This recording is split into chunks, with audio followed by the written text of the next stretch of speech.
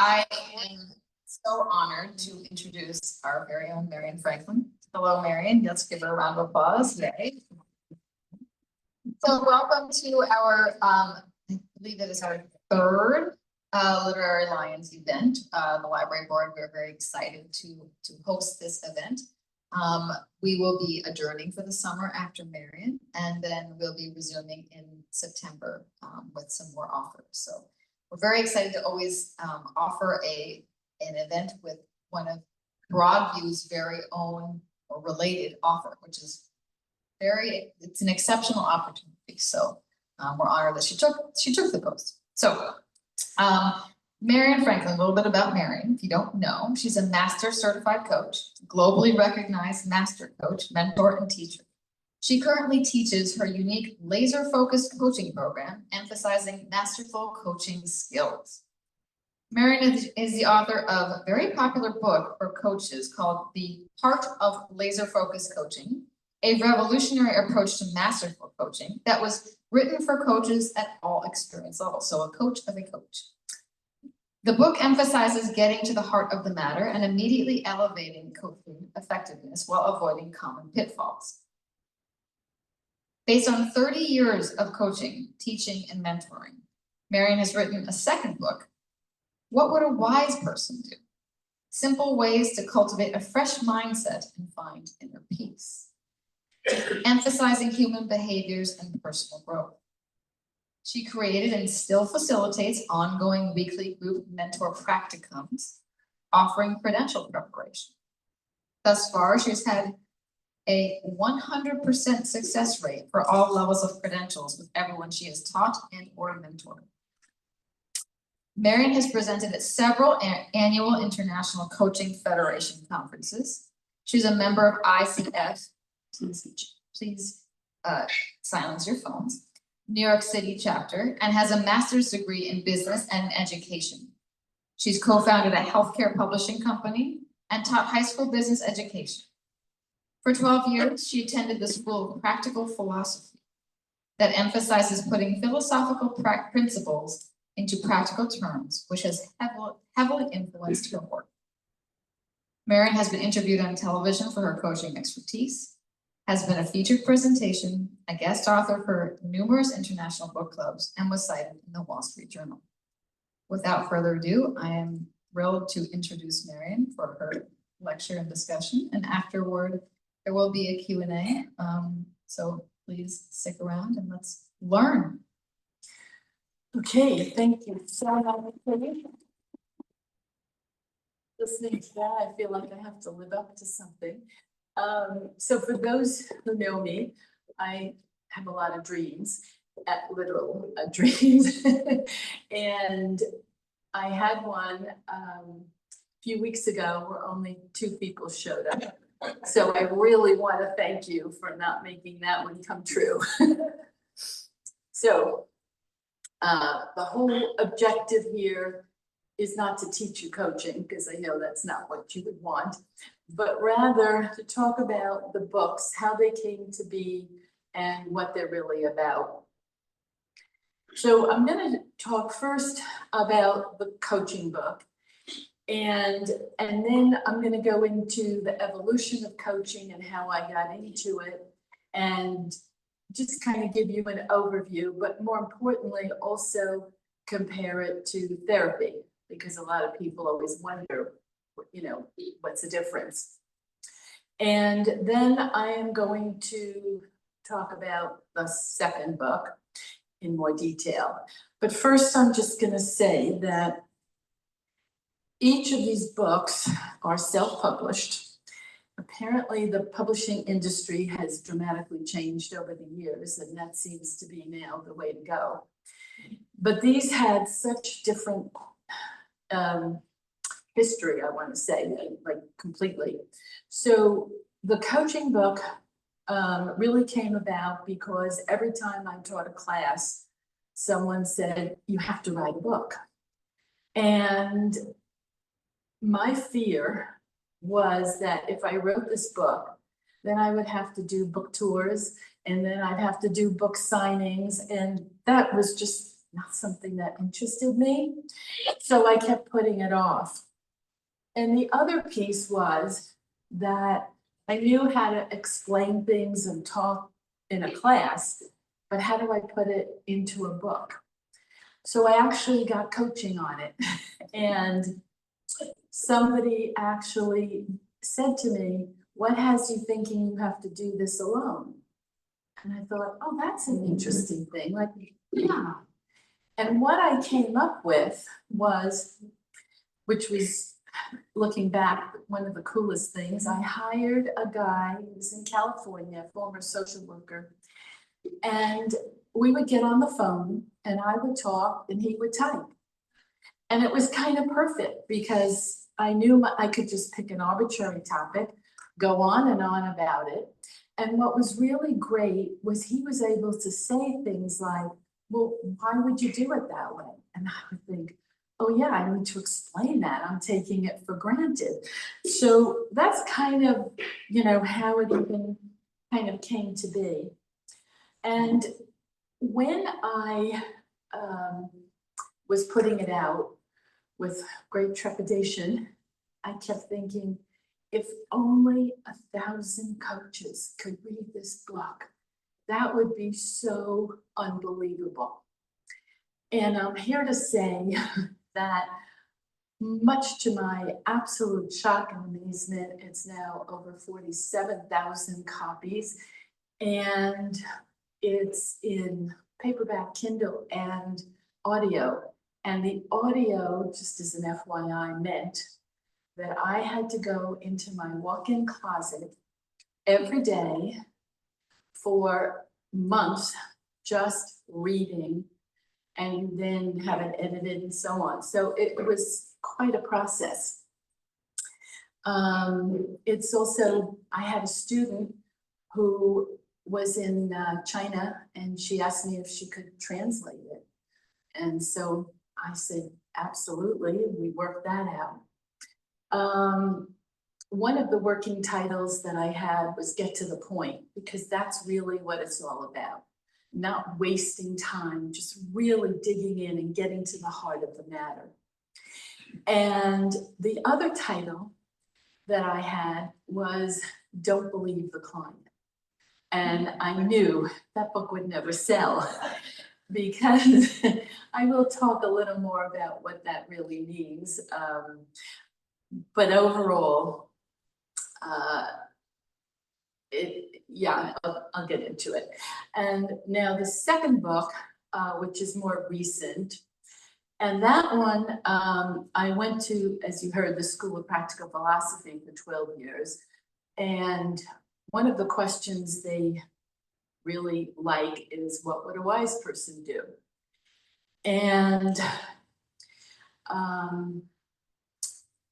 it actually was a newsletter originally called Life's Little Lessons. And it was, I did it once a month for years. And then everyone said, put it into a book, put it into a book. So eventually, that's what happened. And so I got it into the book, and then I needed to add some and combine some and take some out, but eventually there it is. So, so I'm gonna, as I say, start more on the coaching end of it. So just so you get an idea, in 1995, there were 34 coaches in the world. In 1998, when I joined the International Coaching Federation, I was number 848. And latest statistics are saying over 109,000 certified coaches worldwide. And it's in 100, coaching seems to be in 159 countries. And there are 3 levels of credentialing. There's an associate, a professional, and the master level. And a lot of requirements to gain that. And in the entire world, literally, it's, as you can see, just over 4% are master coaches. including my son, which is really exciting because he was the one that helped me actually put the coaching book into some kind of flow and made sense out of it.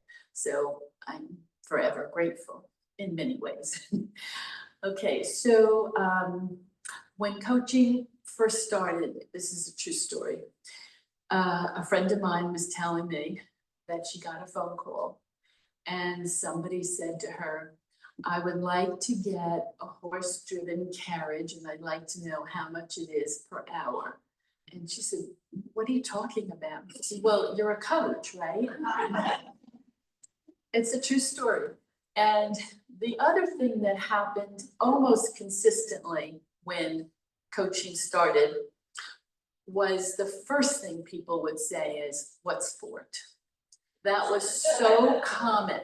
So finally, what I started answering was, well, imagine Tiger Woods, because in those days it was, where he was with his golf. And I would say, imagine Tiger Woods, he knows how to play golf, but he still has a coach because he doesn't see certain things. He's got blind spots. He needs help on certain areas that he doesn't even realize. And that's how I started to explain the gist of coaching. So coaching was founded or started the way we know it by this guy, Thomas J. Leonard. And he was probably one of the most prolific people I have ever encountered. He was absolutely brilliant. And as you can see, he had a pretty short life. He dropped dead of a heart attack in his 40s. And he had already written 12 books. And if you could even get, there's no way for me to describe how many things that man put out into the coaching world. It actually made Danielle Steele look like she wrote only one book. I mean, seriously, it was just amazing. And I was very fortunate to be able to work with him and be able to take classes from him and then be able to make changes of things with him. And I met him in person a number of times. So it was really wonderful. And what he was doing was what I call, in quotes, pure coaching. And coaching has sort of morphed over the years, but because I was such a fan of this pure coaching, I sort of feel like I became a disciple. And I think that's part of what made the book successful, was that people were hungry for something of that type. So what I thought I would do, rather than keep talking, I'd like to share with you the opening of the book, A Word from Marion. And I had a lot of trouble writing this for a lot of different reasons, which you'll hear. So I always start each chapter with a really interesting quote. This is from Viola Davis. The best life is when we leave a trail.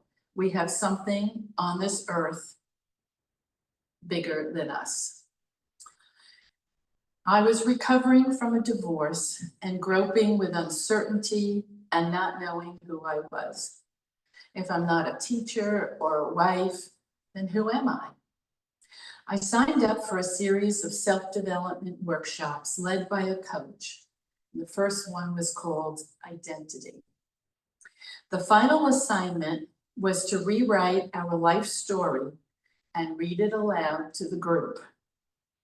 Vulnerability had not been my forte, so sharing personal information was a challenge, and to some degree, still is. As I was reading my story, I still remember the exact moment when everything shifted. I spoke about how sad and disappointed I felt that I was left in the marriage. That I was left after a long-term marriage. And then it occurred to me that I was the one who left the marriage by shutting down. It was a defining moment. I went from feeling like a victim, kind of lost, and alone to feeling a sense of belonging and self-acceptance. When I discovered that I wasn't the angel in my marriage that I thought I was encouraged by my coach to take responsibility for my behavior, thoughts, and actions. When I saw my entire framework and worldview shift from an old program paradigm to a new and more immediate one, I realized that coaching was a way I could help others transform their lives. This led me to enroll in coach training, and that was when my life changed forever. After going through my transformation, in addition to teaching and mentor coaching for many years, a distinctive style of storytelling and creating exaggerated metaphors emerged. The heart of my approach, which incorporates an understanding of human behavior, shifted from traditional to transactional coaching techniques, and I'm going to explain what that means. And this transformational methodology yielded successful long-term client results. My dream was to impart all the wisdom and knowledge gained in my almost 30 years of coaching into a book that would give you and your clients the benefit of this unique approach. So that's kind of I want to say how I got really into it. Okay.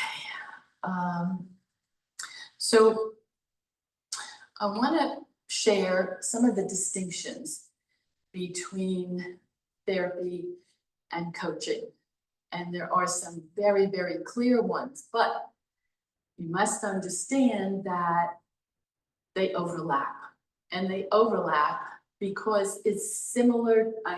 My analogy is you can go to a chiropractor, you can go to a physical therapist, you can go to an acupuncturist. They're all going to treat the pain. They're just going to do it a little differently. So there's definitely overlap. Therapy, if I had to generalize, probably goes deeper into understanding why. And coaching is basically going from the present and moving forward. And it's not that therapy doesn't do that, especially certain kinds of therapy. But if I had to give it a big picture. So let me start here. Oops, sorry. Okay, so first of all, with therapy, there's a definite diagnosis, and it comes from what's called the DSM, which is a book of all these different mental disorders, such as anorexia, depression, anxiety, etc. And therapy takes insurance. And for many years, up until very recently, therapy was only in person. So you could only work with people who were in your immediate area.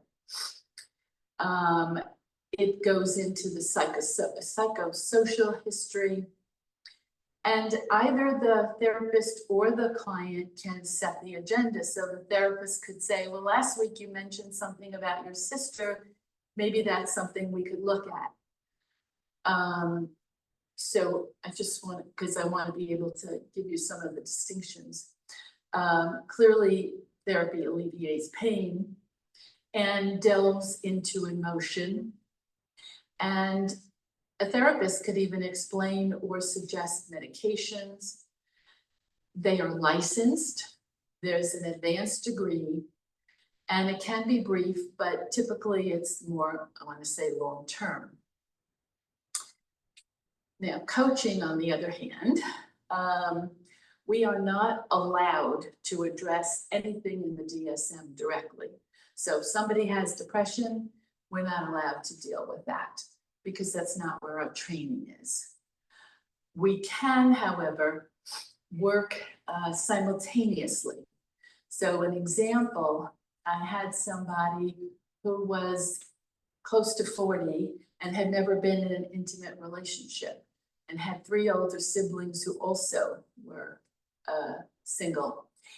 And what happened was we had to start working with her where she was, which was she had a job, she came home, she had a job, she came home, she had basically no friends, no connections. And we had to work on that. And then I suggested she go to therapy simultaneously and work on some of the issues that I really couldn't address, like somebody who's that age and still had not really formed clear relationships. Another one was a guy who came to me for work, different work things, but also wanted to be in a relationship, but he had lost his mother at a young age. And that was something, again, he had kind of issues and had to, and I suggested he go to therapy at the same time. And then what typically happened was they'd come back for coaching and then they could really move from the present forward. We do not diagnose and we do not take insurance. And coaching from the very beginning was only by telephone. And of course now it's Zoom, well, there was Skype and then Zoom. But what makes that so interesting is that we could be international from the beginning. So even in the beginning, we worked with people all over the country and then all over the world.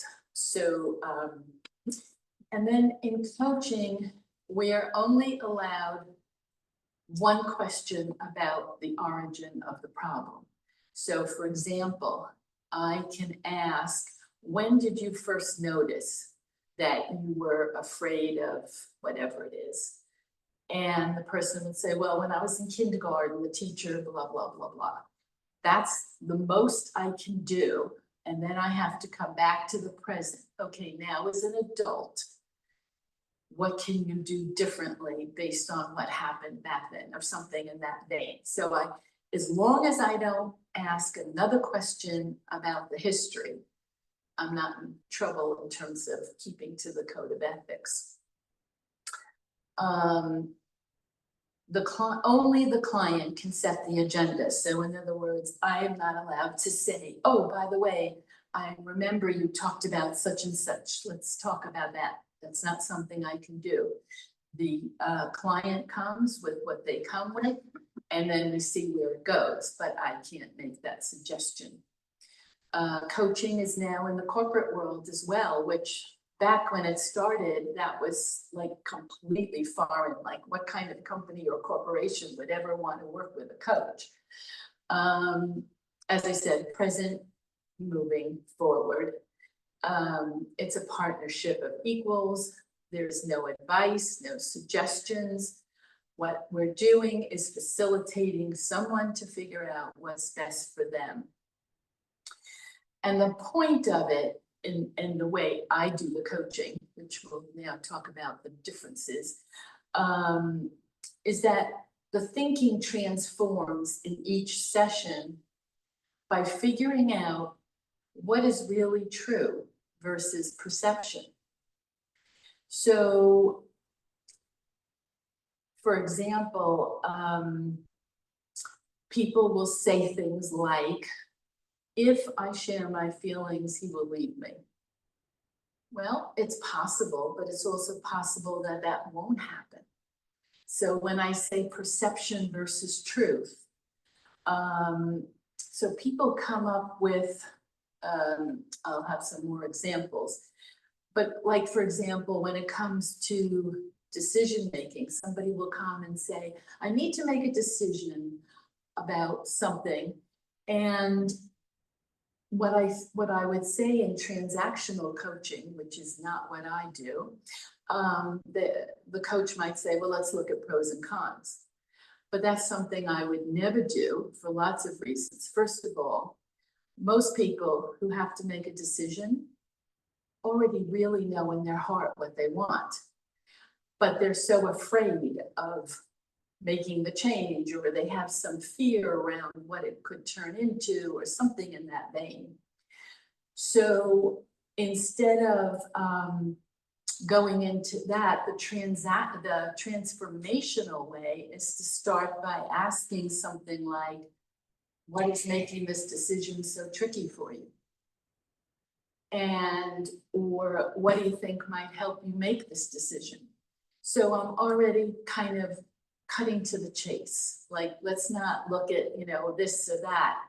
And I actually have in the book a whole coaching session where the person came with, I'm trying to decide between two niches.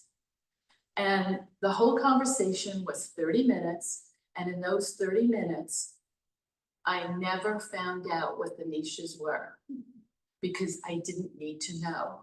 It was all about decision making. And she did come to a decision. But again, I never found out, I never found out to this day what they were. And overall, I'm gonna say coaching really does take less time because it's not going into any of the history. And that doesn't mean that therapy can't, you know, be short, but it's just more typical for coaching. So what exactly is coaching? Well, there's this definition that they give us, which is very wordy. Partnering with clients in a thought-provoking and creative process, blah, blah, blah, and inspires to maximize. But really, coaching is really about facilitating someone's growth and helping them figure out what's best for them.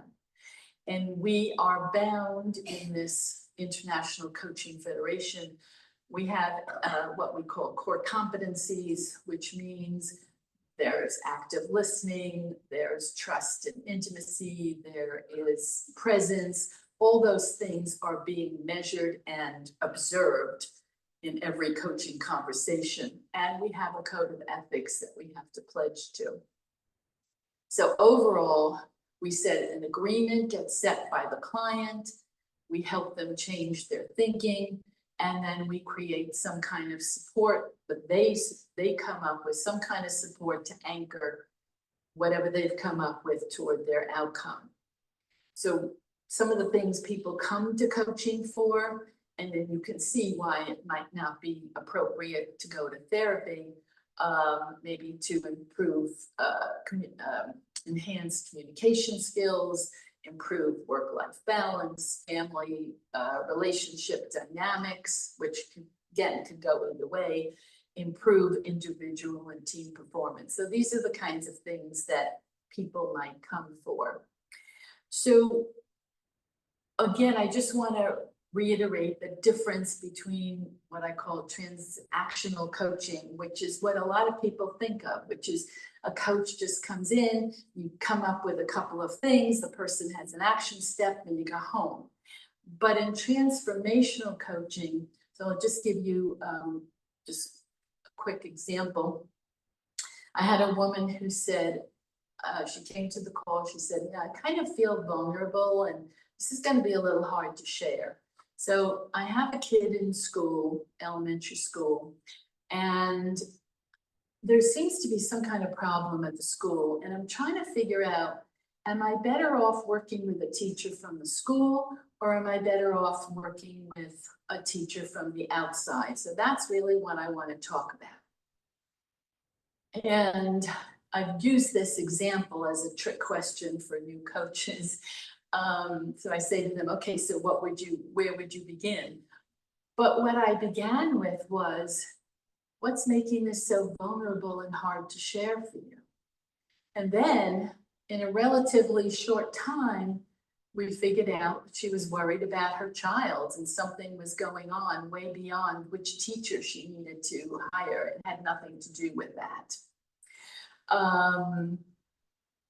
I had a woman who was an attorney, and every time we spoke, I felt like she was sabotaging her business. She would be snippy with her client. She wouldn't keep her calendar straight. She was doing all these things, and I thought, what's going on?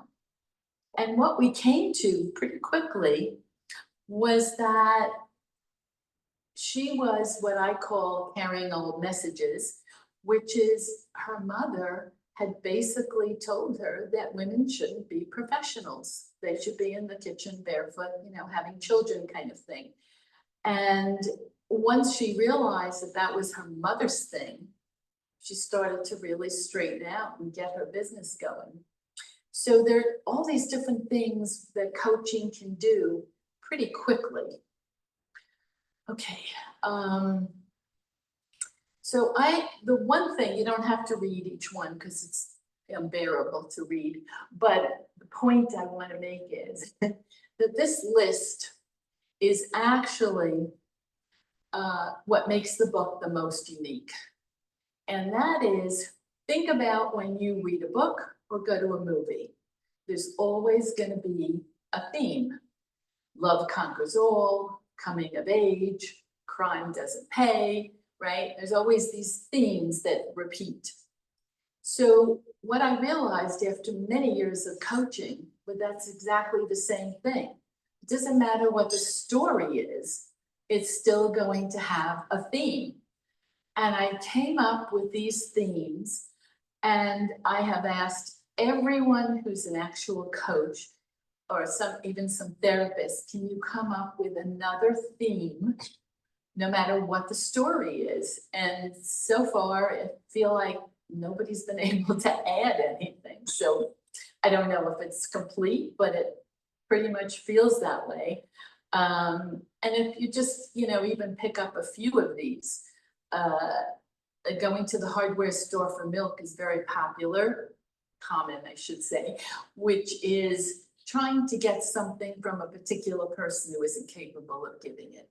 But once you share with the client, that's like going to the hardware store for milk, they get it so quickly. Oh yeah, wait, I can't get what I want from this person. So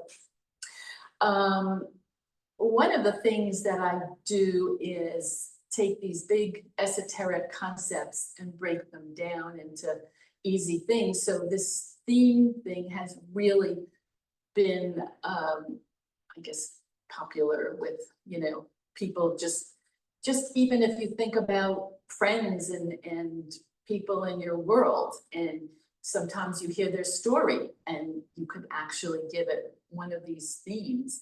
I started with self-esteem, because I really do believe that how we feel about ourselves is kind of how we view everything else. And then and self-esteem meaning sort of like I'm not good enough or I don't deserve. And an example for like people pleasing, for example, I had a woman who said, I bought this, I was taking all these people to, I think it was church, every week. And finally I bought a van because I realized it would be easier for them. And nobody ever said thank you. Nobody ever said anything. And she was so disappointed. And that's when I realized she had done it, but not because she just wanted to do it out of the goodness of her heart, but she really wanted something in return. And that's how we know that it was people pleasing. So I want to leave you with this quote for this book, because it's such a valuable quote. It's what we believe is true that isn't, that does the damage. So think about that, because that's what keeps us in conflict. That's what keeps us from moving forward. There's something we believe is true. If I eat this cake, I will get fat. If I leave this job, I'll never be happy again. All these kinds of things that people walk around believing is true. That those are, big ones, exaggerated. But anything, if you think about it, it may not be true. And therefore, we can help them to move forward. I had a woman who said, she was a head of a yoga studio. She said, if I don't come every day, the place will fall apart. Well, it might not run as smoothly, but will it literally fall apart? Probably not. So these are the kinds of things all of us walk around with, believing something is true when in fact it may not be the truth. Okay, so now on to what would a wise person do? So This question, as I had said, and I think Kate also said, I got from the School of Practical Philosophy, and I'm gonna get into how it all worked, but just put a couple of little quotes of what people have said. That the book is made up of 101 little pithy stories about human behavior with lots of examples.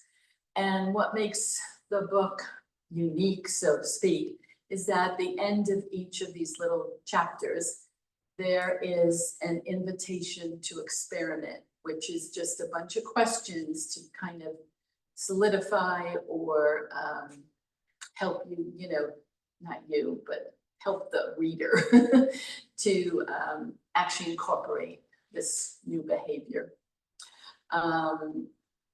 Okay, so the book is divided, so it was originally, as I say, Life's Little Lessons, and it's divided into 4 categories.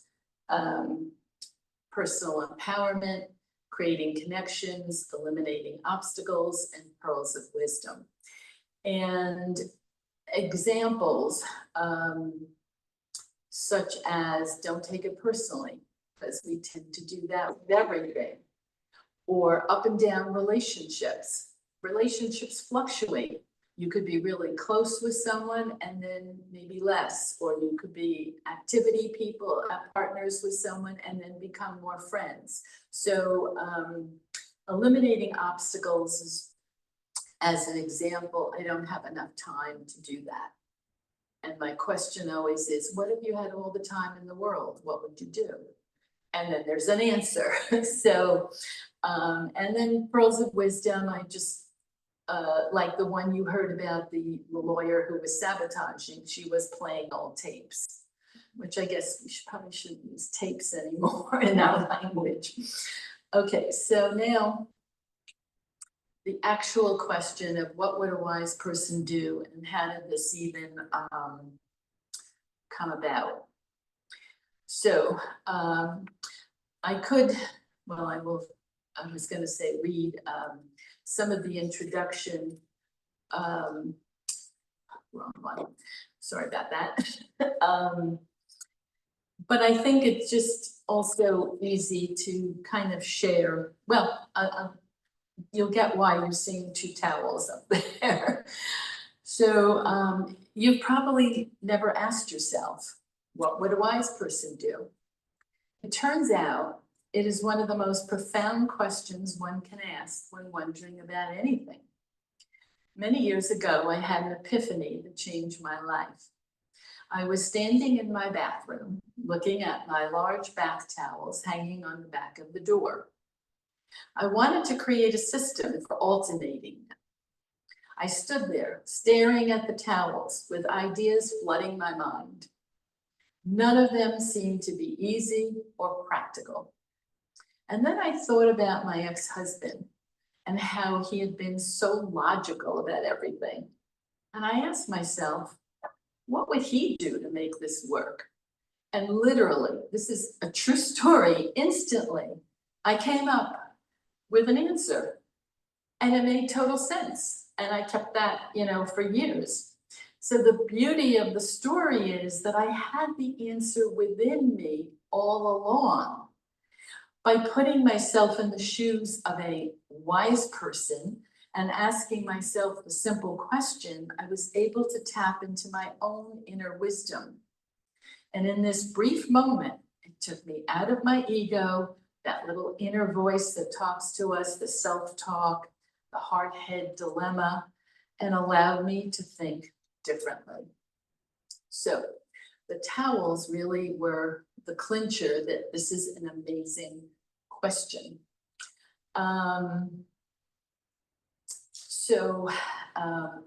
If you're in any kind of dilemma, and any kind of dilemma, sometimes just asking, what would a wise person do?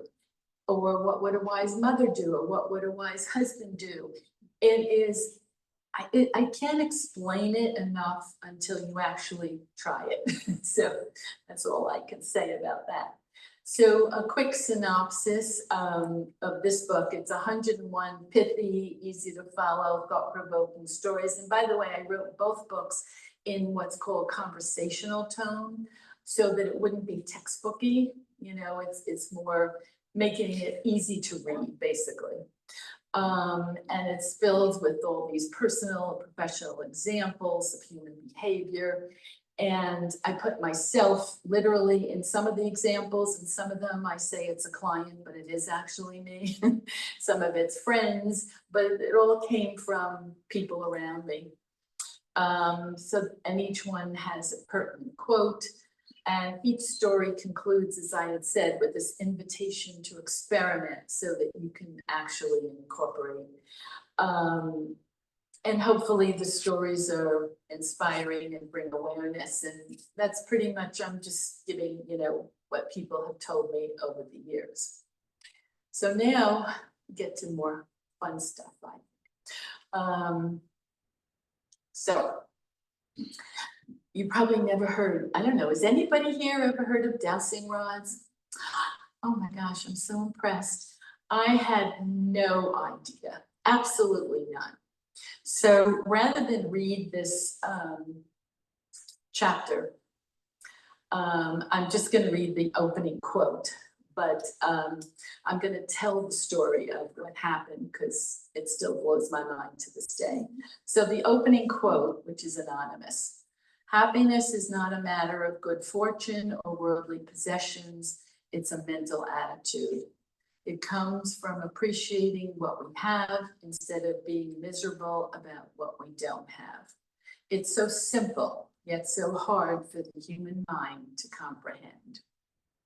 So here's the way it went. I was at a coaching conference and we had to go to a workshop and want the credits and all that. And the only workshop that none of them were appealing. Oh, but I do have to give you the title because it's hysterical. So so I finally, just by default, basically, chose, oh gosh, why can't I find it quickly? Oh yeah, here. Okay, so I finally chose this workshop, and it was called "Manifesting the Invisible Dimension of Positive Mental Attitude. Witness it and work with it." And I'm like, really? I can't believe I'm gonna go to this. But it really was the only option in that moment. So I said, okay, fine, I'm gonna go. So I sat down, the room was filled. And, you know, the guy introduced the topic and I'm still sitting there like, really? And then he shows us these dowsing rods. And he's saying, I am going to show you how dowsing rods can influence people or figure out people's energy. I'm thinking, yeah, really? And so and this was the principle of this thing. Now I turn to the woman who's sitting on my right and I say to her, I can't believe I'm really doing this, you know? And she goes, yeah, almost like that. And then she turns away. And then he asked us to do an exercise. And she immediately turned to the person on her other side. And I had turned to the person on that side. I mean, what am I going to do?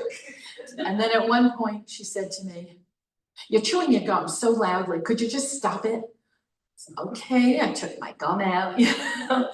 I mean, she was just as rude and yucky as you could imagine. And now the guy is on the stage and he has two volunteers go up and he has them at opposite ends and he whispers to one and they're holding these dowsing rods. And the person walks toward the other person holding these rods, and the rods literally, I mean, because you're holding handles, you're not touching the rod, and they just start to spread apart.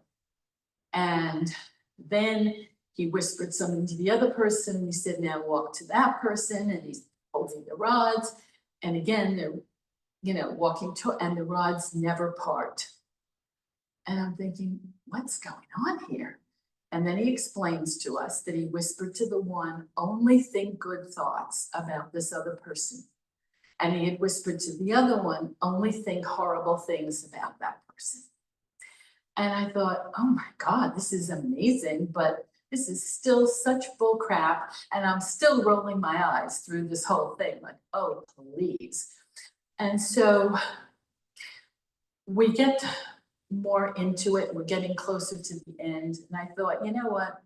This is so ridiculous, but I'm going to try this. So I turned physically to the woman next to me who paid no attention to me. And I'm saying in my head, I hope you have a wonderful day. I really like what you're wearing today. I hope you're enjoying the conference. I mean, I just made up stuff as I was going along. And I swear to you, she turned around and said, isn't this guy just amazing? His sense of humor. And she just started talking to me like a regular person. And then I thought, you know what? Maybe there really is something to this. So the highlight of the chapter is, it seems as though our thoughts we are thinking can directly affect another person without our or their knowledge. And I chose this because I just thought, even here at Broadview, you know, think about when you see someone who looks sad and you start thinking positive things for them, or vice versa. You know, you see someone who's all happy and you think more happy thought, whatever. We can apparently influence other people's behavior in some way that still blows my mind, but I think it's really possible. So I'm going to, now I chose this story to read just a piece. I'm not going to read the whole story, but always pieces of stories. But I chose this one because it has a parable, and I love parables. And I thought it had a good point to it. So a group of frogs were traveling through the woods, and two of them fell into a deep pit. All the other frogs gathered around the pit. When they saw how deep the pit was, they told the unfortunate frogs they would never get out. The two frogs ignored the comments and tried to jump up out of the pit. The other frogs kept telling them to stop, that they were as good as dead. Finally, one of the frogs took heed to what the other frogs were yelling and simply gave up, and he fell down and died. The other frog continued to jump as hard as he could. Once again, the crowd of frogs yelled at him to stop the pain and suffering and just die. He jumped even harder and finally made it out. When he got out, the other frogs asked him, "Why did you continue jumping? Didn't you hear us?" The frog explained to them that he was deaf. He thought they were encouraging him the entire time. So think about when you have said or you have heard, "Stop looking already, you'll never find it. Don't even bother, it won't work. You are wasting your time." We've all done that. But if you think about it, we can really make a difference when we encourage or discourage. So when we tell ourselves or someone tells us that we can do it, we do feel like there's really hope, and we feel encouraged, and we make that effort. And if somebody, you know, were to say the other, we would probably not feel nearly as motivated. So often it's what we choose to believe that makes the difference. Okay. Let me go to this other piece of story a second. Okay, so this one is called Inner Knowing or Red Flags. And it starts with a quote by somebody we already know. Oh, is it on the wrong thing? Oh, sorry. sorry. Okay. And it starts with a quote by, would you believe, Dr. Joyce Brothers. Remember? So it's trust your hunches. They're usually based on facts filed away just below the conscious level. So our minds are constantly chatting away, telling us what to do, how to do it, what to choose, when to do it, and where to go. Unless we are meditating or 100% in the present moment, which only tends to happen in spurts, our thoughts run rampant. Ironically, it is usually those thoughts that we listen to when making decisions and choices. Every once in a while, our thoughts are interrupted by a gut feeling or some internal red flag in our body. Subtle as it may be, it lets us know that something is going on. Make a right turn here is written on the directions, but something something other than our thoughts is signaling us and tells us that a left turn would be a better choice. Which one do we choose? The piece of paper or the knowing inside of us? Despite our usual spot-on intuition, more often than not, we choose to ignore it and go with the mind chatter. If the instructions say make a right turn, that must be correct. So we listen to this mind chatter, and so often, how many times, I'm sure all of you can think of times where you knew there was something, but you totally ignored it. You know, you left the house and you left the list at home, or you were in the market, you stop at, I've seen myself even do this. I stop at a lane in the supermarket. Nah, I don't really need anything from that lane. And sure enough, I did. But again, we ignore that intuition. So I just thought that was one we could all identify with. Okay, so just one, okay. So what is it worth? So this one also starts with a quote by William Hazlitt. He who undervalues himself is justly undervalued by others. And I'm not going to read, I'm not, reading all of these stories, but rather there's a story that allegedly is true. I can't swear to it, and I have to use the word alleged because they couldn't prove it, but I know Tony Robbins shared it. And the story goes as follows.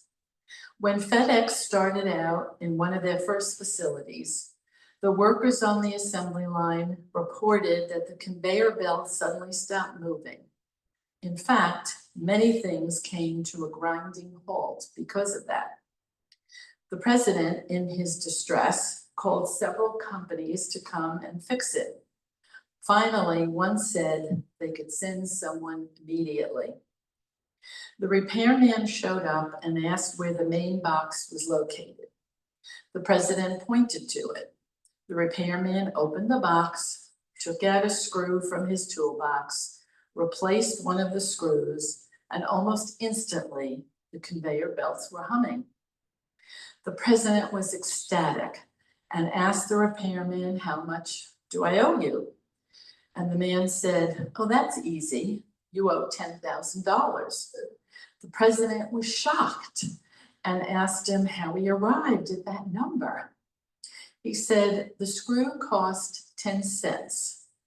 The president was astonished and questioned that how could the total cost possibly be $10,000? And the repairman responded, "The difference you are paying for is my expertise in knowing which screw needed replacing." So, yeah. So, yes, he did screw the man. So, and in some of these, I also put a personal example that actually happened when a friend of mine were trying to fix the thermostat, and we had it all set up, and then it didn't work. So I called for a repairman, and I first was, how much would you charge? How much would you charge? And I thought, well, this is going to be probably so simple. I'll just take the cheapest one, which I typically, you know, you try and take the middle, but I just said, oh, this is going to be easy. I'll just take the cheapest one. And then, of course, he charged me what the highest one was. And I said, I don't get it. He said, all he did was take two wires and go like this. And I said, I don't get it. And he said, you had to know that these two wires were, and so, yeah, so I even had that. So here's the reason I chose it though. How many times have you provided expertise and didn't think it was worth much? And more importantly, how many times have you provided expertise and didn't think it was worth much? And I think a lot of you here can identify with that, because a lot of people here have offered amazing things to us. And when you offer it, do you really feel like I've offered something amazing? Probably not, but everybody else is so appreciative. So we do tend to undervalue. So my invitation to experiment, the next time you help someone in some way, whether it's providing a skill, finding a solution, figuring out a shortcut, training someone, sharing important information, helping someone become aware of something, or simply giving your time. Think about the value you provide, not in terms of how much money, but rather in terms of not diminishing your worth. It's something we minimize far too often. So I'm gonna leave you with something that, especially now with this AI all coming in. So the foundation of coaching, I believe, has always been and will continue to be connection, because AI is starting to take over. And as long as there are human beings, there is one thing we can't replace, and that is human connection. And I think that's why a lot of us are here, just for that. So, thank you.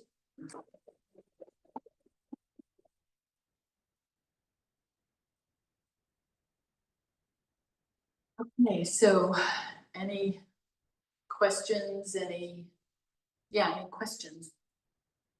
Oh, Monica. Okay, Sparky, calm down. Marion, that was really great.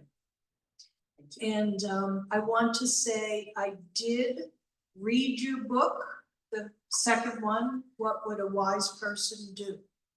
I was so impressed with it.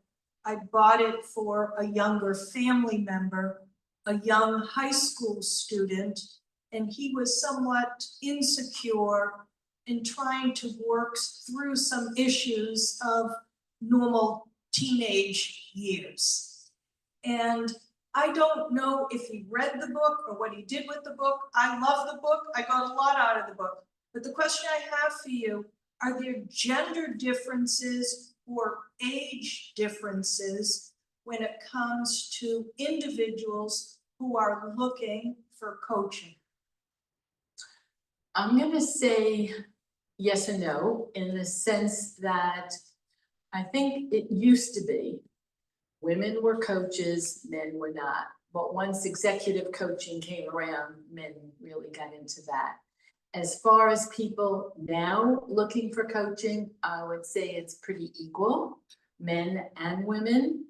I think it's people realizing therapy isn't really what I need. I really just need to figure out something about this job, or do I want to stay in this marriage, or, you know, just everyday problems. And I think a coach would be the right, you know, modality. And then again, you know, there's no insurance or anything. So a lot of people will just say, that's not where I want to go. But I would say that it's at this point, And then age-wise, it's funny because a lot of the coaches for a long time were, like our age, but that has dramatically shifted now, and young people are getting into it. And when the young people get into it, they're attracting young people to come to them because they understand their problems, their work life is different, their ethics are different at work, it's a different generation completely. So I would say at this point, it's running the gamut. What else? Anybody? Carol.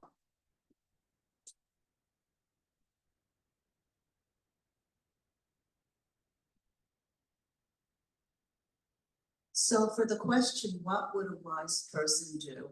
And you intimated that often the answer is within you, but what if you have something that, and you say, I don't know, what would a wise person do?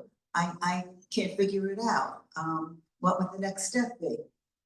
Well, it might be, what do you think would help you to figure it out? To ask someone else, here's where I'm stuck, and just to think even for yourself. So what do you think, what might help me to figure this out?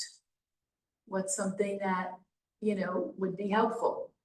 Because they're usually, and I also think asking that question, it's not literally just some words.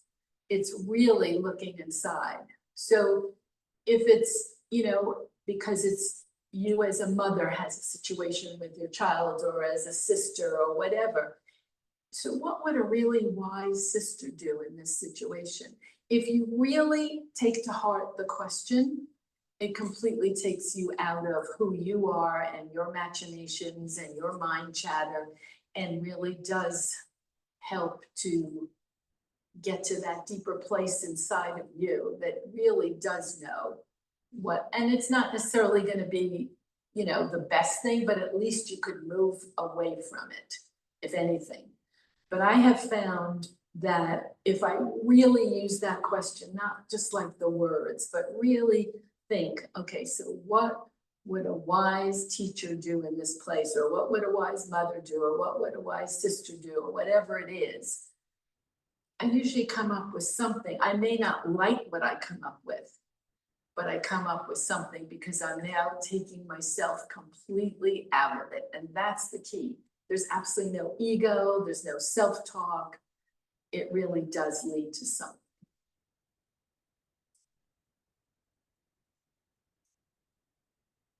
Okay, anyone else, anything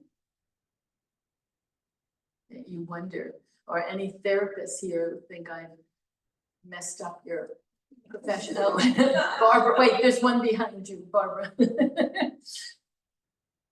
Hi, I'm wondering if you find a difference, particularly with human connection, sessions over the phone versus sessions In Zoom. person? Well, not even in person, but even Zoom, you see the person, you see the reaction. Right. It's such a great question. Because I think of it a lot, and what I've told my students now that, and I tell the people I mentor, now that Zoom is so popular, and of course, if you're working with people in other countries, it's the way to connect. I always say you can keep your video on, but turn off the client, because we were trained when there was no Zoom or anything, and everybody, especially I know therapists feel the body language is so important. I swear to you, I can hear it. I can tell if someone's smiling. I can tell if someone's too quiet. There's some thinking going on there. I've hit a nerve. I just learned how to listen in a very different way because we couldn't see the person. And for me personally, I find looking at someone is extremely distracting. Why did you wear that blouse? It doesn't really look good on her. And that's me, I know it, but I get very distracted. And if the person starts shifting or whatever, I can hear that on the phone, so to speak. I always say I can hear thinking, But if I was watching it, I'd be like, oh, this is interesting, you know, I would have my commentary going, but I really wouldn't be present.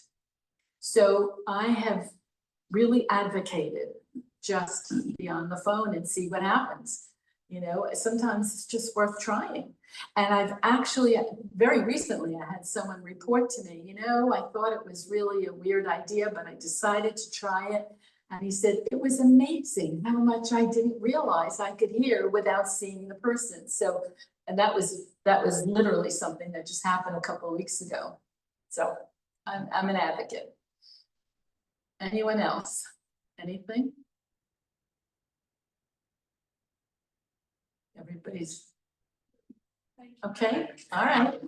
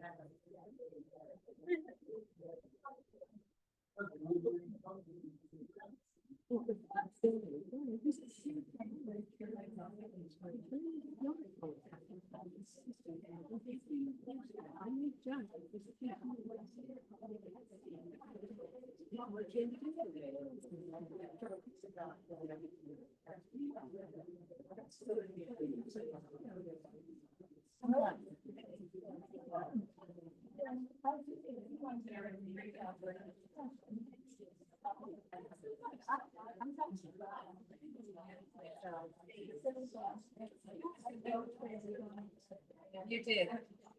You accepted it. And basically, you're gonna, all this matter. It's gonna have.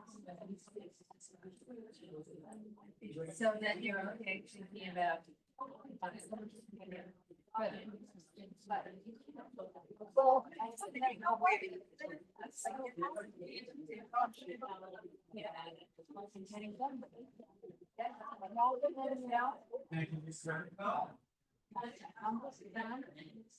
And I'm like, the advocate.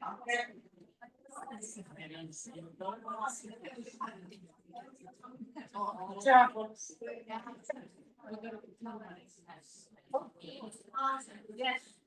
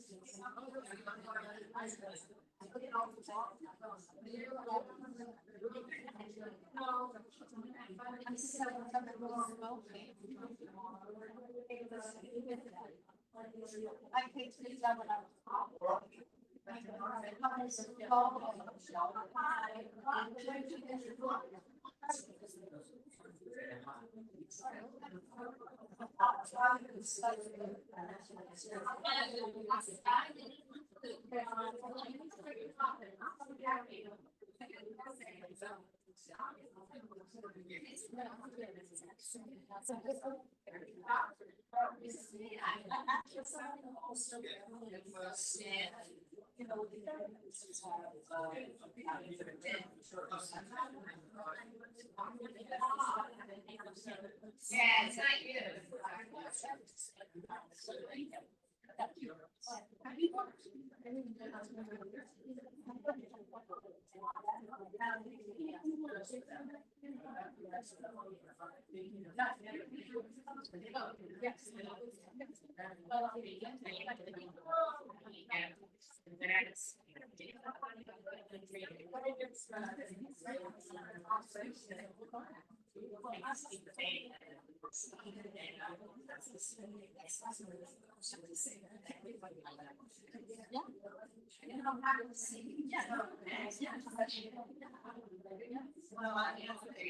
Yeah.